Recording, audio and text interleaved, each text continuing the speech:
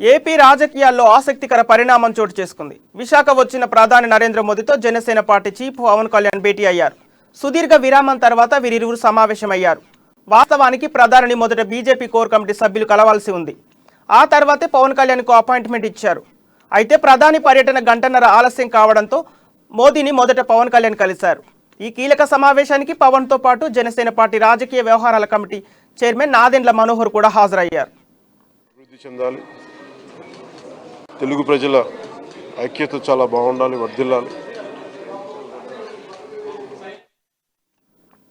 ఈ సందర్భంగా 8 ఏళ్ల తర్వాత ప్రధానిని కలవడం ఇదే ప్రథమమని వెల్లడించారు. ఇది ప్రత్యేక పరిస్థితిలో జరిగిన సమావేశమని తెలిపారు. ప్రధాని మోదీ అన్ని విషయాలు అడిగి తెలుసుకున్నారని, ఆంధ్రప్రదేశ్ ప్రజలు బాగుండాలని, తెలుగు ప్రజలు ఐక్యంగా ఉండాలని అభిలాషించారని పవన్ కళ్యాణ్ వివరించారు. తనకు అవగాహన ఉన్న మేరకు ప్రధాని అడిగిన విషయాలు తెలియజేశారని తెలిపారు. పీకే భవిష్యత్తులో మంచి రోజులు తెచ్చే దిశగా ఈ భేటీ ఫలప్రదం అయిందని భావిస్తున్నానని పవన్ కళ్యాణ్ పేర్కొన్నారు.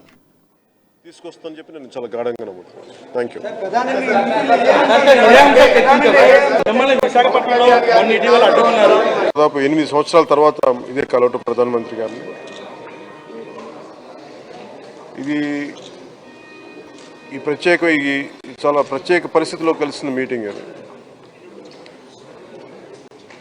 ఈ మీటింగ్ వెనుక ఉన్న ముఖ్య ఉద్దేశం, ప్రధానమంత్రి గారి ఆకాంక్ష కూడా ఆంధ్రప్రదేశ్ బాగుండాలి, ఆంధ్రప్రదేశ్ ప్రజలు అభివృద్ధి చెందాలి, తెలుగు ప్రజల ఐక్యత చాలా బాగుండాలి, వర్ధిల్లాలి. అలాగే అన్ని విషయాలు అడిగి తెలుసుకున్నారు. నాకు అవగాహన ఉన్నంత మేరకు అన్ని తెలియజేశాను. దీని భవిష్యత్తులో ఇది ఆంధ్రప్రదేశ్కి మంచి రోజులుగా వస్తాయని నేను మనస్ఫూర్తిగా నమ్ముతున్నాను.